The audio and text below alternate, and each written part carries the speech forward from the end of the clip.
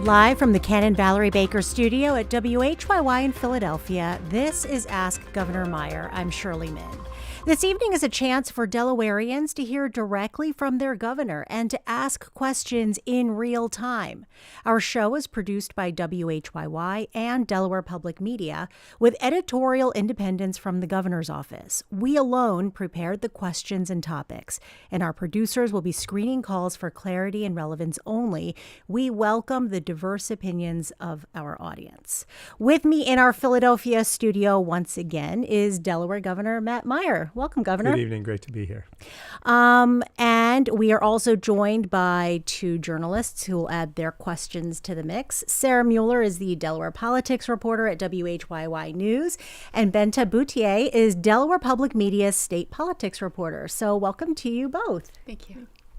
We're going to move through a series of topics this hour, and now is the time for audience members to join the conversation. You can call 888-477-9499. You can email askgovmeyer@whyy.org. And if you're watching on YouTube or Facebook, drop your comment in the chat. We would love to hear from you. Okay, Governor, the snowstorm that we had earlier this week, it was particularly tough for many people, but especially those struggling with homelessness. And then the organizations that serve those populations also had a tough time. So I want to start today with a listener comment. Martha, founder of the Milford Advocacy for the Homeless, wrote in to say working people were out in this blizzard because they did not have a place to rest their heads. They work hard but cannot make enough of an income to be eligible for even the housing that's classified as affordable.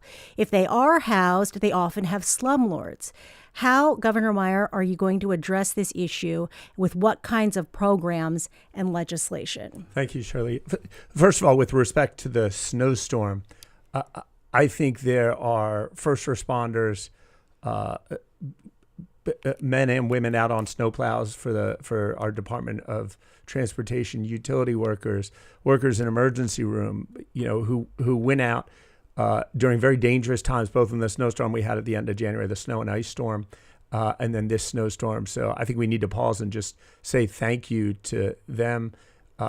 We had at the height about 80,000 80,000 electricity customers across our state who lost power. As of this morning, we had 61.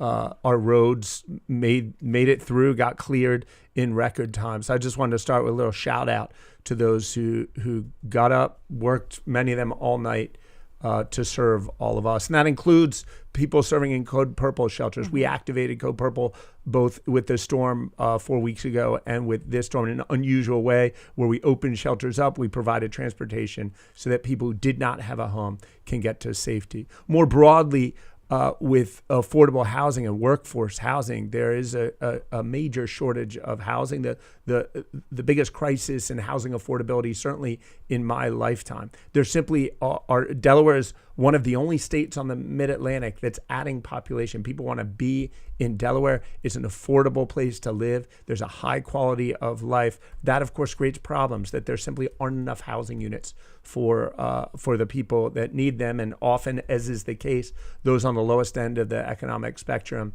bear the brunt of the problem. This morning, we took specific action to address this. There's too much red tape in trying to build and renovate houses. If you think of someone who owns a home, if they want to put an addition onto their home, you hope that what they think about is the construction and making sure they have cost for construction and making sure it's safe.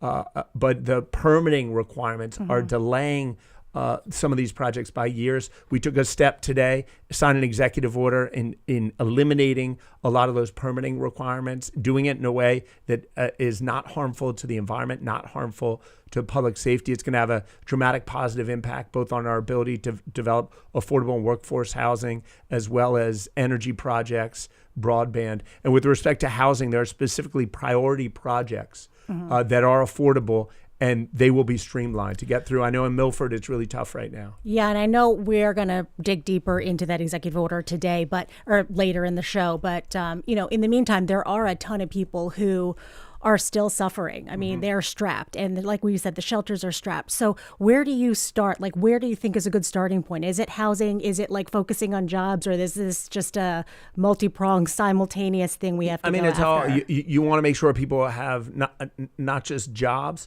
but high quality incomes that enable them to work a little harder and make a little more. We're working round the clock to bring employers here to make sure the small businesses that exist have opportunities to grow and address the market. With respect to those who absolutely are in the most vulnerable place, as county executive, a little more than 5 years ago now, I purchased one of the largest hotels in Delaware and turned it into the most comprehensive homeless shelter in Delaware history, the 192-room Hope Center. It's been an incredible success, a national model. Just last week, we started a bidding process to have similar shelters in Kent and Sussex County. So we're hoping that will address some of what's being seen in Milford and other communities. Okay, before we move on to our next set of questions, I want to get Paul, who's on the phone. Paul from Townsend, you have a question for the governor? Yes. The governor, you vocally stated that your office is a staunch First Amendment and anti-SLAPP proponent, yet the actions to correct highly illegal silver bullets enacted by elected and appointed officials have been that to ignore and deny abundantly documented state record. Just wondering, how does a victimized Delaware citizen receive supports from your office, Governor, to address these things that you vocally stated should not be taking place inside of our three counties?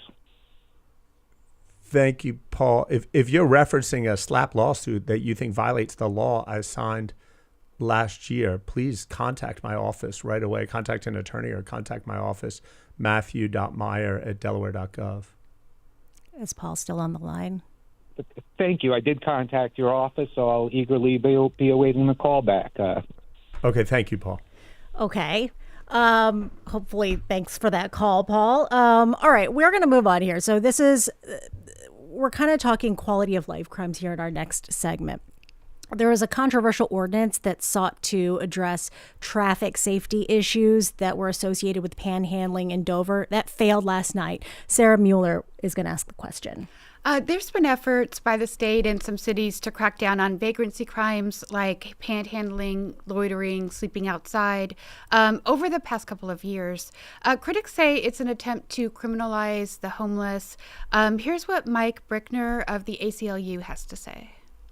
This attempt to say, well, there has to be some way that we can throw these people in jail, or there has to be some way we can give them a ticket because their presence out in the community just really bothers me, continues to miss the point.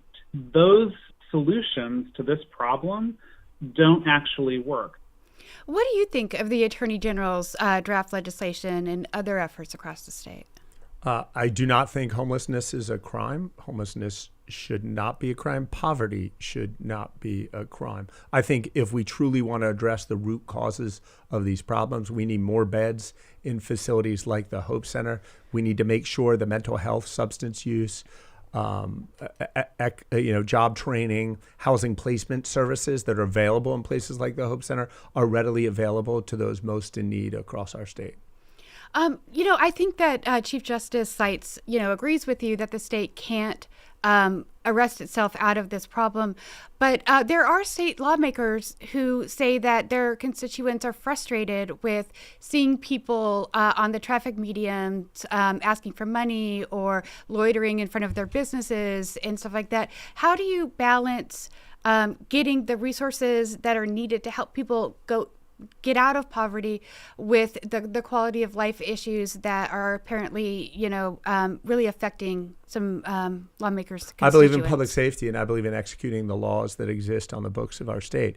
If someone is putting someone else at risk, whether that perpetrator has a home or does not have a home, that is a public safety concern we need to address. But if someone is living outside and doing anything they can to survive, I don't point at that person and say, that's your problem. I point at myself and our community and say, that's our problem. How do we solve this? Okay, we're going to move on. So, affordable housing, a lack of affordable housing is tied and very closely connected to the homelessness problem, and that is a big piece of this puzzle. Benta Boutier, what's your question? Yeah, so getting back to, you signed earlier today a permit with the goal of making, you signed an executive order with the goal of making it easier to build affordable housing and other types of developments. But it sounds like a big part of that is greasing the wheels to make it easier to build affordable housing in the state. And I'm wondering what this will look like in practice. I was sort of looking at some of the housing and permits that had been in funding that had been granted with the low-income housing tax credit applications, so, building affordable housing for the state. And some of those were LLCs out of Maryland. Some of them are Delaware companies that were granted these permits, but I'm wondering how the state will make sure that developers in state have access to take advantage of these opportunities. So we need housing in our state. The number I've generally heard is Housing Alliance of Delaware says we're short about 20,000 housing units. Today, that's going to grow pretty dramatically unless we change something into the future.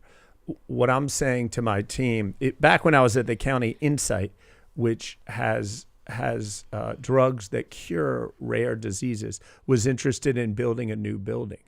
And I told our land use team working on it that when you have a piece of paper, some filing for Insight, and you need it to be signed by someone, or you need to go to run it by your supervisor, don't walk to them. You pick up that paper and you run to them, because if we add up all the seconds we save, they're literally developing drugs that are saving people's lives. So make sure we do it faster than ever. Similarly, what this executive order does is it says with certain priority projects, primarily affordable housing, but also some energy projects, some broadband projects, we want to make sure that we're cutting through any bureaucratic nonsense and we're moving expeditiously to develop sizable developments and to renovate homes. And quite frankly, the executive order does not differentiate between whether the applicant is based in Delaware or Maryland or anywhere else. The key is that they're building homes that will be affordable, and you can, work as a nurse, a police officer, a teacher, a waiter, and afford these homes. That's what we're trying to do, and that's the goal of this executive order. When we're talking about creating high-paying jobs, like having a sustainable economy for Delaware, doesn't it seem relevant to encouraging access for these businesses in state rather than a company in Texas or California? Absolutely. And our Division of Small Business has a host of programs, including business loan programs, that give Delaware companies an advantage when it comes to programs like this. We don't want to exclude Maryland and other states' companies, in part because we don't want Maryland to do that to Delaware companies. We want Delaware developers to have opportunities in other states as well. Has the red tape really been keeping us behind in terms of getting units built, and even the electric grid generation infrastructure issues? Has it been setting us back? With respect to housing, it's not just a matter of the time delay of building, because time is cost. According to the home builders in Delaware, the cost of constructing a house today, the soft costs, the non-construction costs, the going through permitting costs, are about 30% of the cost of that home. So it's inflating. You can imagine they're not giving away that money. They're recouping it when they sell that home to you and me, when they sell it to the public. So there's significant costs. The home builders say that it often takes 4 years to get approvals, things that through this executive order we're hoping to bring down to more like 12 or 18 months. Okay. Just going over some notes here. I have a question. I saw a press release recently about a development of, I believe it was 106 it was 106 a mixed unit, where about 16 of the units were below market rates. And I was wondering, that's about 15% of, the apartments in that development. How can we accumulate, the affordable housing that we need when, we're only adding, maybe 15, 20 units at a time? Right. It's a fair question. We are encouraging mixed developments where some developments are market rate and others have price caps. I think it's good for the community when you don't put all the people looking for workforce or affordable housing in one neighborhood and people building, larger market rate homes in another neighborhood. I think it's important to community and important to our schools and important to our infrastructure that we kind of put everybody as much as possible in within single neighbors. So we encourage that mixed. In terms of why aren't there more than 15%, there's a host of loan programs, low-income housing tax credit programs to try and increase those numbers. We, this year, increased the subsidy for those programs in my proposed budget, but it's currently pending through the State House and Senate. Okay, Governor, we're going to take a break. Coming up in a few moments, we are going to talk about the Plumber Center. But in the meantime, we'd love to hear from you. Call 888-477-9499. You can also email your questions or comments to askgovmeyer@whyy.org. Or if you're watching on YouTube or Facebook, just drop your comment in the chat. We will be right back with more Ask Governor Meyer.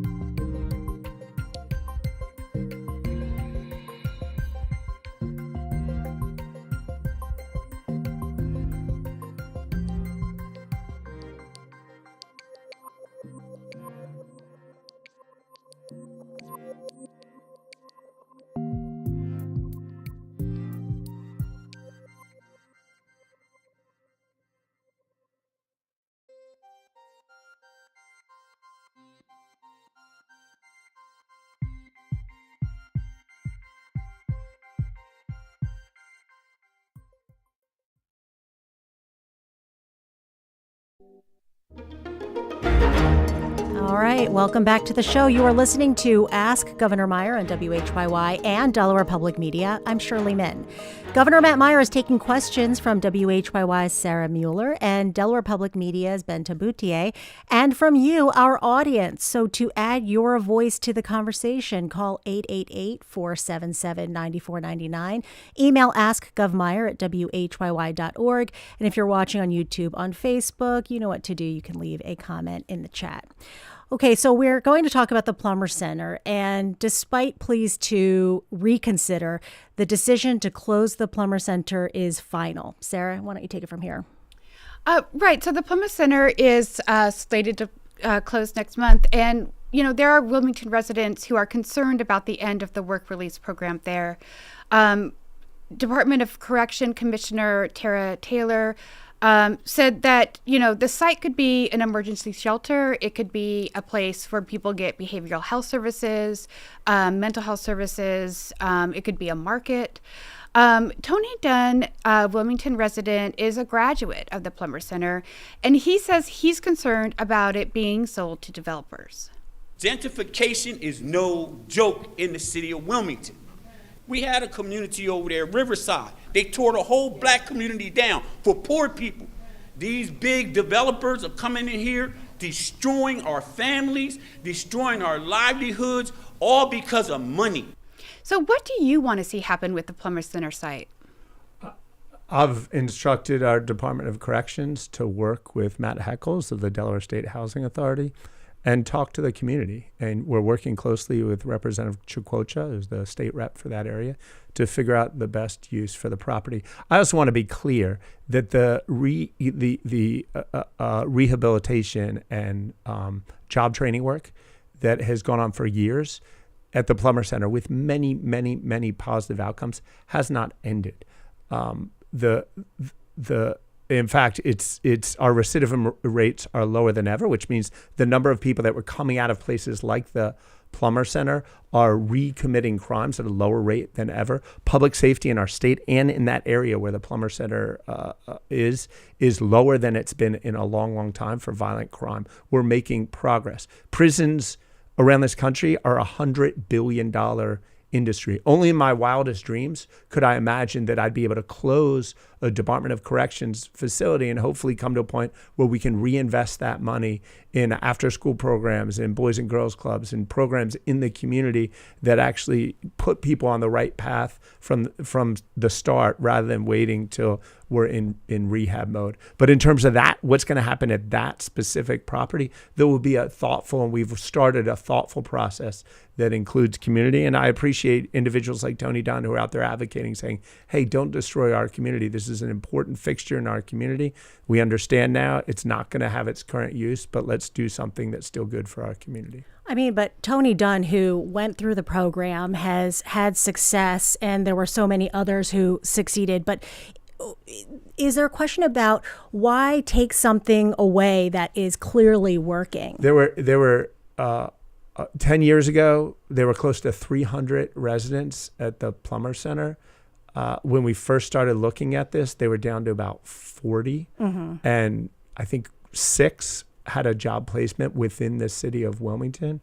Now they're down to 8 individuals. 1 has job placement in the city of Wilmington. Several of people who would have gone to Plummer Center instead have gone to Smyrna work release.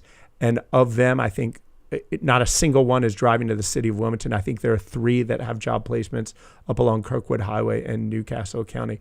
It's the short answer is it's a different world. Okay. Many more individuals are in home confinement now. There's technology that enables us to do something that data shows gives people an even greater chance of success, which is when they're on level 4, they go into their home environment directly rather than keeping people incarcerated.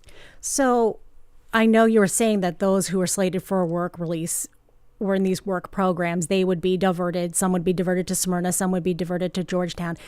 I mean, just from my perspective, it seems like it would be difficult for that to work. It's such a great distance for them to go. You're assuming the fallacy is that people who don't have any data or information are saying everyone in Plummer Center is from Wilmington. They're working in Wilmington. And that's just not true. That's just not accurate. As I said, when I looked at this 5-6 months ago, initially, there were 40 some residents at the Plummer Center. Single digit numbers were working in Wilmington, and a number of those were being released. There's efforts to make sure that people working in Wilmington have a home placement within Wilmington. And as I said, the most egregious cases come to my desk. This myth that people are living in Georgetown and taking 2-hour bus rides or whatever to the city of Wilmington to do their work is just not accurate. Okay. We're going to revisit property reassessments now. So most states require periodic reassessments of property values. Delaware had not updated property taxes, though, for some 40 plus years until recently. And a big criticism is the uneven consequences, which Sarah is going to get into. Spotlight Delaware analysis shows that poor communities in Wilmington were hit hardest by the recent property reassessments: Eastside, Hilltop, Southbridge. Why do you think that is? I have not read the article or looked at the data. I don't know if that is. It's very easy to cherry pick and find individual properties in poor neighborhoods that whose property taxes have gone up. I have not heard anything like that from the residents of the area. So until I look at the data, I'm not going to pass judgment on why something is. Let me say one more thing.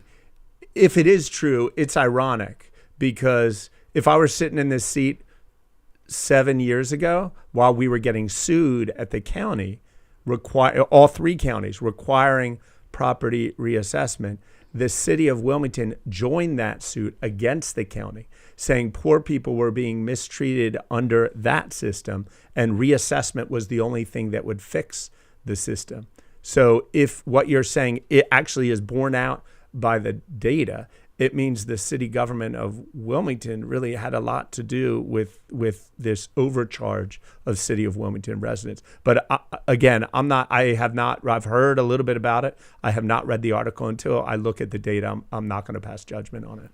Well, Mayor John Carney suggested in the article that maybe Newcastle was using new builds to help boost tax revenue, that it wasn't bringing those properties back to the 1983 assessment levels, and instead we're using them to add additional property tax revenue to their own coffers. Do you think that happened? I do not think that happened, no. I wanted to follow up. So we do have a statewide reassessment coming up in a few years, and I'm wondering how some of these county-specific responses to try to correct issues with property reassessment are going to be considered during the upcoming statewide one. The next, I'm not sure what you mean by statewide reassessment. Under state code, counties are responsible for the reassessment. When we were sued, and actually internally, not within the settlement itself, but I told my team that we were not signing off on a settlement unless there was some agreement or some law that required counties to do regular reassessment. What I did not want is, we clearly were in a rough place where politicians for years and years passed the buck and refused to do reassessment. I was sitting in a seat with my other county leaders where we were sued and we really had no choice. And I said, let's do the right thing and not only make sure we do this reassessment, but things are put in place so that reassessments are done regularly. So I believe the next reassessment is slated to happen in 2029.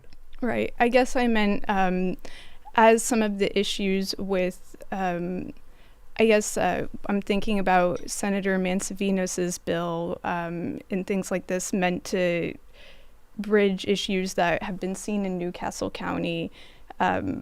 What is Senator Mansavinos's bill? I'm looking at trying to sort of bring,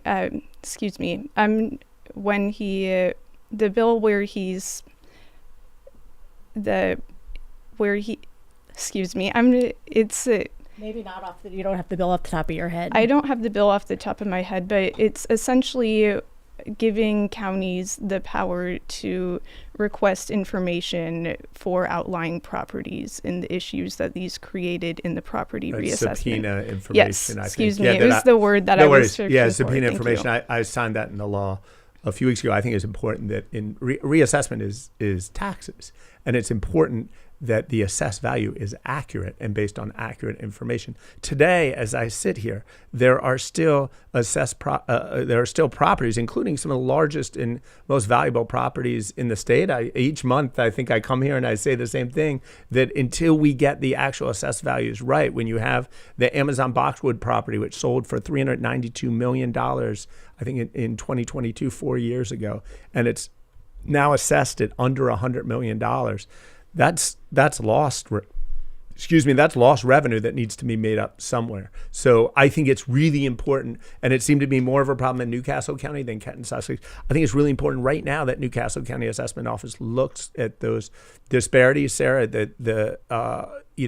What you said that I know was in a Spotlight article about poor predominantly black communities had unfair assessments basically under this. That needs to be looked at by the assessment office of the county. Okay. Well, the mayor said that they are going to be doing these interior reassessments, and That's the city of Wilmington. City doing. of Wilmington. Yeah, that's but correct. in the first place, and they would ask the county, Newcastle County, to take those into consideration. And I don't think that the county has necessarily committed to doing that yet. Do you think they should? I think the county has an obligation. We have an obligation to make sure that when we charge you property taxes, the assessed value of your property is accurate. We said, a court told us 6 years ago that the 1983 values, you can't mark it back like that. That's not fair. It's unjust.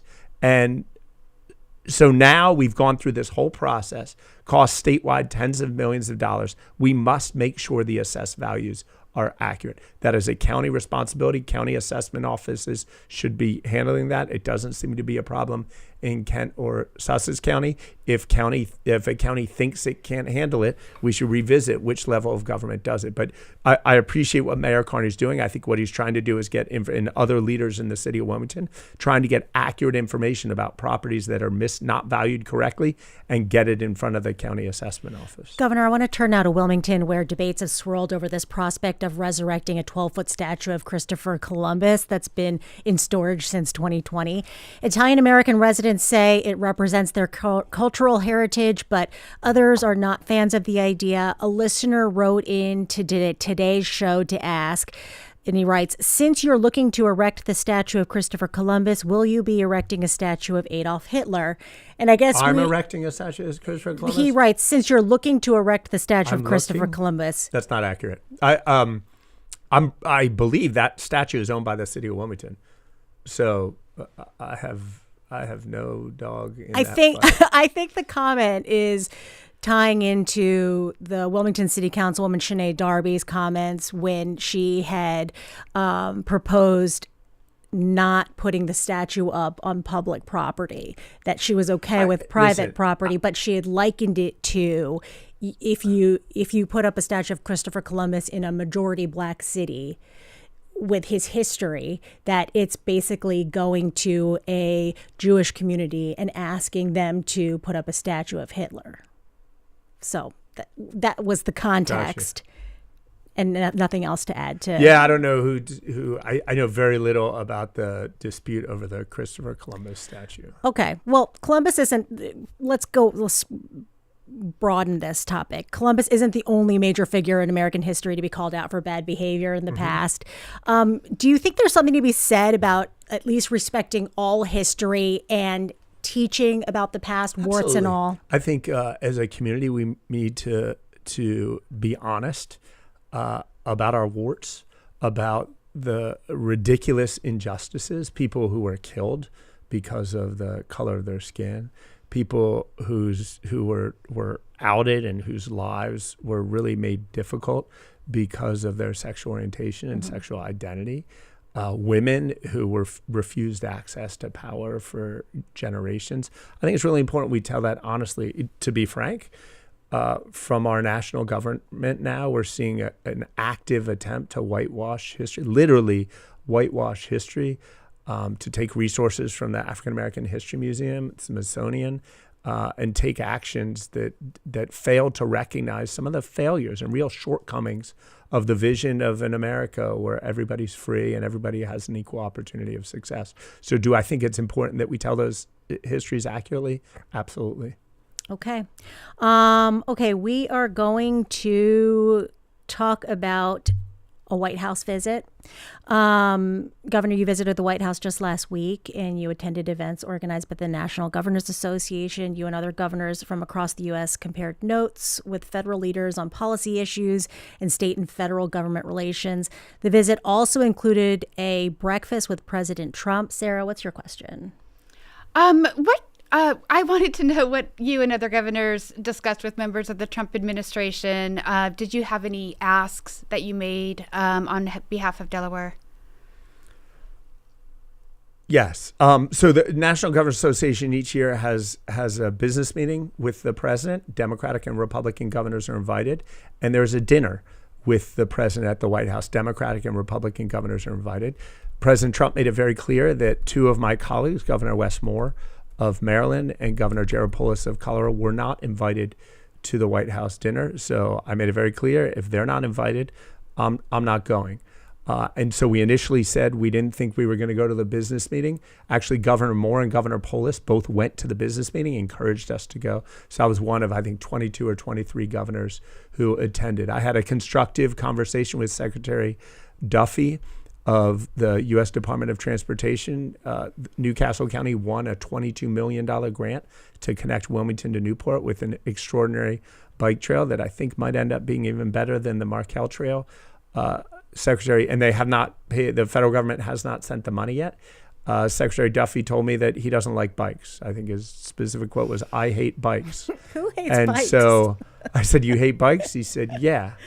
And so I'm not sure how we're going to get that funded. There's additional things. President Trump said he's not going to go to any state where he's not wanted. He made that pledge to us. And we worked on a few other things around energy with what they're calling the Energy Dominance Council to move Delaware forward. Okay, we hear the music. So in just a moment, we're going to ask Delaware Governor Matt Meyer about a subject we've gotten a lot of listener submissions about, the rising cost of energy. You also still have a chance to make your voice heard, 888-477-9499, or email askgovmeyer@whyy.org. We'll be right back.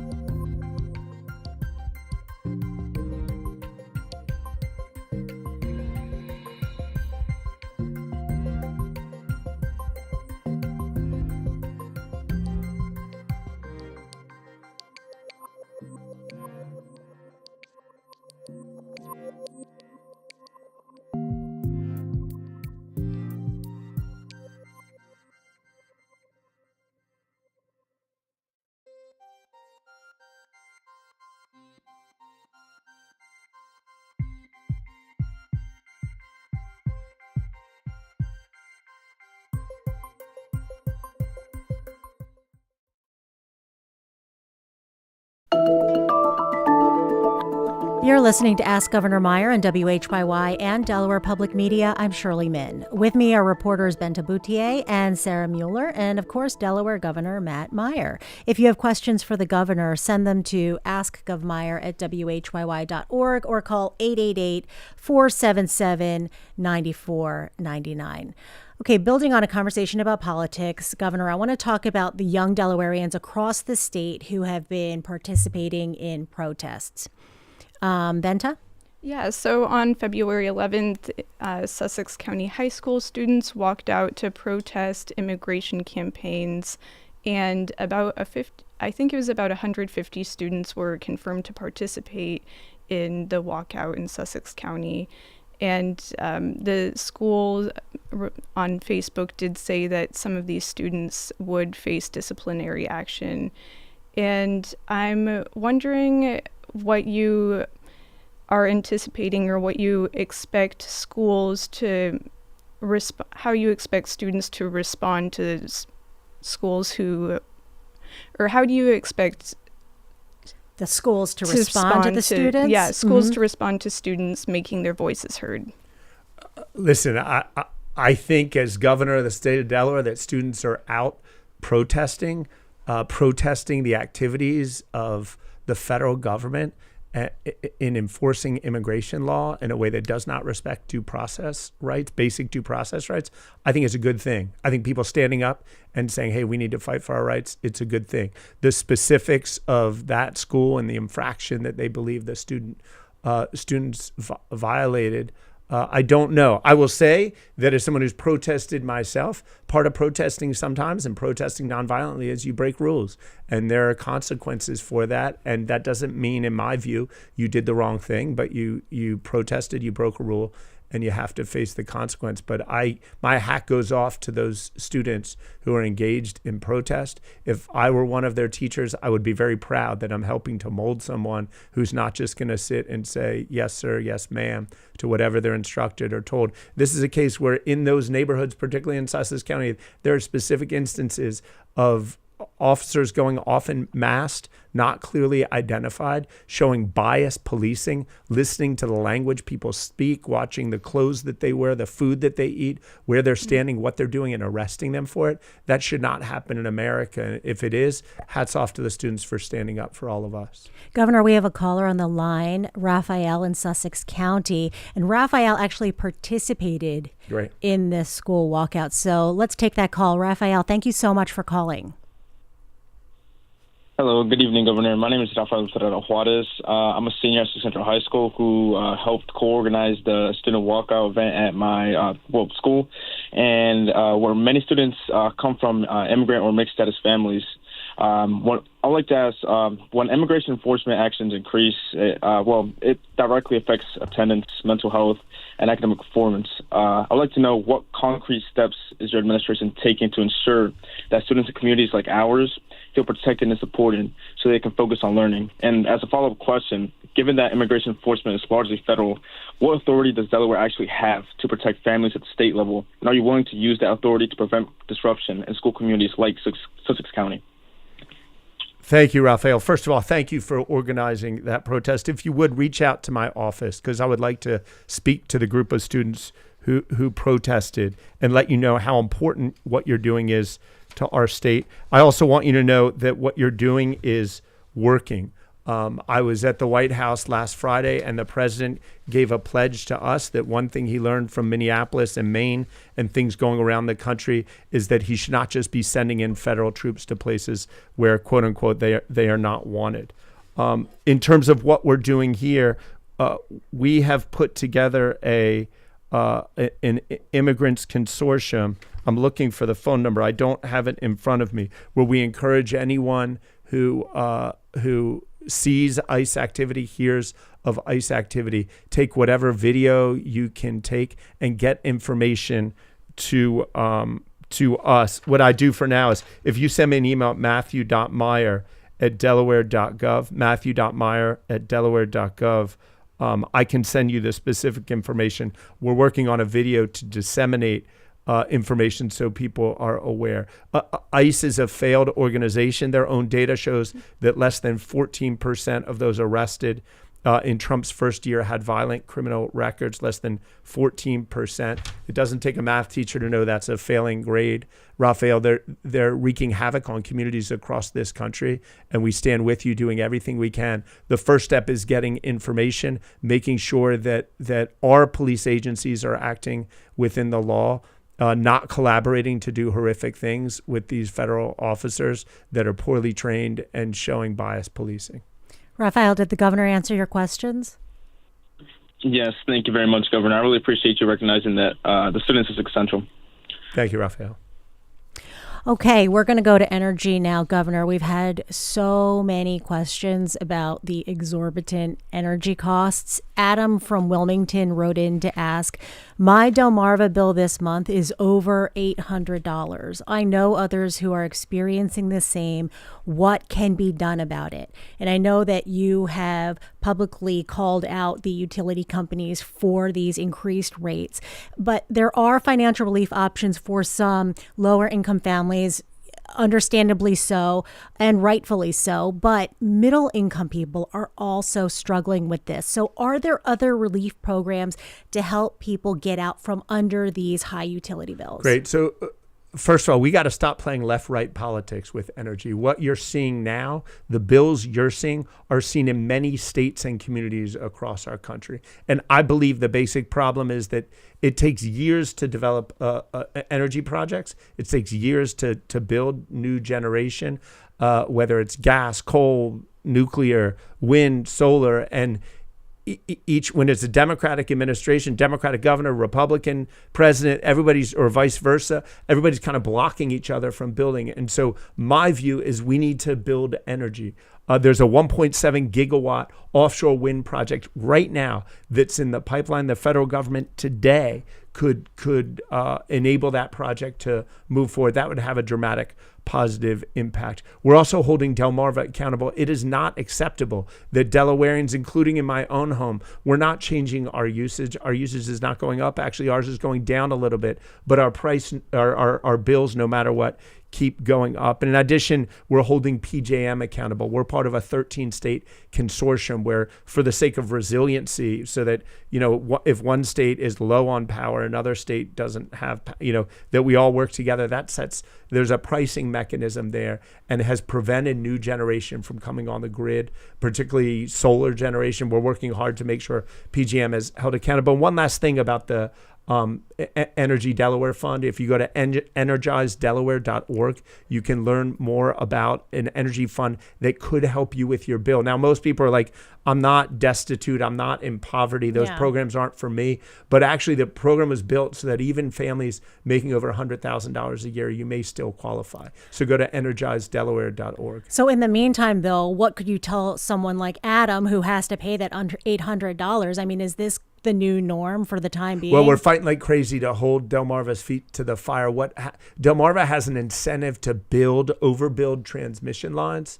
The more transmission they build, the more profit they get. They have a profit margin. Their return on equity is about 9.5%. That benefits predominantly out-of-state shareholders. We're going to be fighting hard, and you're going to see some bills going forward. But right now, if you're looking at a bill that you cannot afford, go to energizedelaware.org. There are programs there that potentially could help you. We have a comment that Chris D. writes, please, somebody say something about the ridiculous delivery fees that we're experiencing from Delmarva.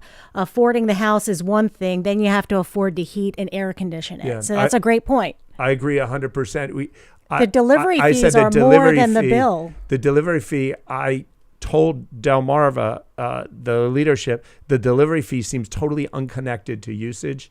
They claimed and showed me several bills that there is a connection. But yes, the delivery fees like that are totally unacceptable. Okay. Wow, that was, personally speaking, also struggling with the electric bill and the delivery fees in our house.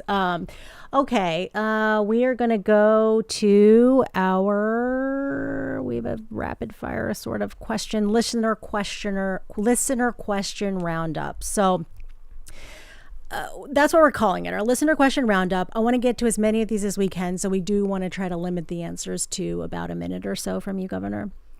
The first one, listener question 1. Listener in Greenwood asks, why don't they bring back senior school property tax credit for seniors living in Delaware to 3 years? There's a lot of concern about the homeless and people that can't afford rent at the high prices, but what about the senior citizens? And I guess he's referencing that credit that expired in 17 and kind of changed the guidelines. Used to be you only had to live in Delaware for 3 years. Now you have to live here for 10.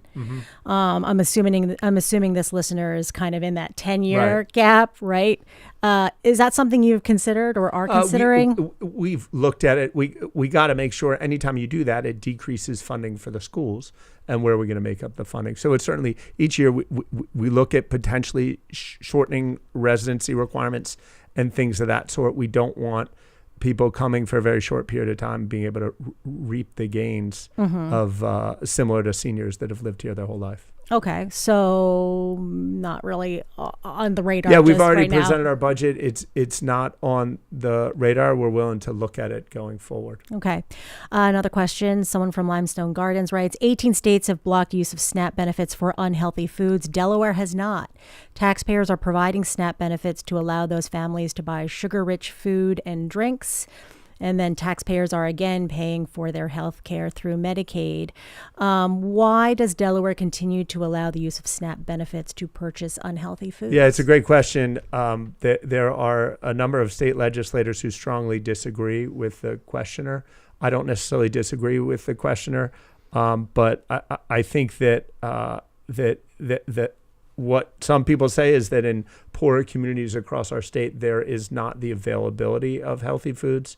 So taking away SNAP benefits like that would literally starve certain people. I don't necessarily agree with that argument, but if you believe that way, I encourage you to reach out to my office, reach out to your state representative, state senator. If there's enough support in the state legislature, I will move forward. Okay. If we're facing a structural deficit estimated at $400 million over the next 3 years, why are we spending over $20 million on a parking garage at Legg Hall? Guess they need a place to park the BMWs and stuff? Yeah. We're not facing a structural deficit of $400 million. What happened is in the House Resolution 1, which the federal government passed last year, there were several tax cuts that they don't have to pay for. Our national debt increased, I think, by over $2 trillion in Mr. Trump's first year in office because they're reducing their revenue without equally reducing expenses.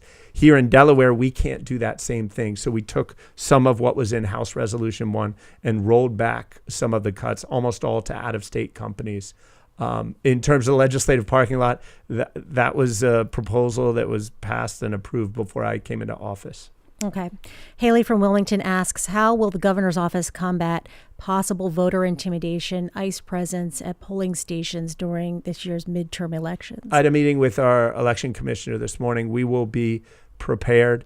There is no reason why any federal agents or federal officers should be anywhere near a polling place in Delaware this year or any year. We're getting tons and tons of emails, comments about data centers. Joe from Newcastle asks, can we prevent data centers from being built in Delaware? Tyler from Townsend wants to know what's being done about huge data center projects that have the potential to make residents' electric bills even worse. Ron from Ellesmere emailed to say simply, he literally just wrote AI data centers, period. Can you respond to these concerns? Yeah, data centers, as I've repeatedly said, cannot increase your energy bill by a single dollar. If any employer comes in here, the goal is to reduce costs to you, potentially provide power. In addition to power, there's a serious water usage issue. It also should not create a shortage of water or put our plentiful water resources at risk. We're standing ground. Our DNREC, Department of Natural Resources and Environmental Control, issued a ruling that denied Project Washington, which is a large data center project, the ability to build in our coastal zone. We're carrying on the legacy of the great Governor Russell Peterson to say, no, you can't just set up over 500 diesel generators in our beautiful, pristine coastal zone. Okay, last but not least, in your recent State of the State address, you made a case for a film tax credit program in Delaware, and you brought up actress Aubrey Plaza, who's a Delaware native, and you suggested a season of White Lotus in Rehoboth Beach. Have you talked to Ms. Plaza about this? I actually have not talked to Ms. Plaza about it. We're waiting until we need the House and the Senate to pass the tax credit. I have had outreach to at least one producer who's produced major Hollywood movies, and a few other people adjacent to who are working with people with producers who seem very interested in doing something in Delaware. Delaware is perfect. We have pretty much everything. Beaches, beautiful rolling hills, cities, towns, small beautiful towns, farmland. The one thing we don't have is a ski slope, but since I announced the film tax credit, the Lord above has tried hard to change that. We need something with Aubrey Plaza and Ryan Phillippe. Just get everyone. I'll and Elena Deladon, throw her in too, right? I can. Okay, we're going to leave it there. It's been a lively discussion. So thank you to all our audience members who participated. Governor Matt Meyer of Delaware, thank you again for joining us. Thank you, Shirley. Thanks, Sarah. Thank you, Benta. Thank you also to Delaware Public Media's Benta Boutier and WHYY News reporter Sarah Mueller. Thank you. Ask Governor Meyer is produced by Hazel May Bryan, Tina Kalikay, and Adam Stanishevsky are our technical engineers. Thank you to WHYY's Johnny Perez Gonzalez and to Delaware Public Media's Tom Byrne, Thomas Terry, and Tom Interante. Kevin McCory is our executive producer. WHYY's news director is Mark Eichman. Joan Isabella is our audio general manager. I'm Shirley Min. Thank you so much for joining us.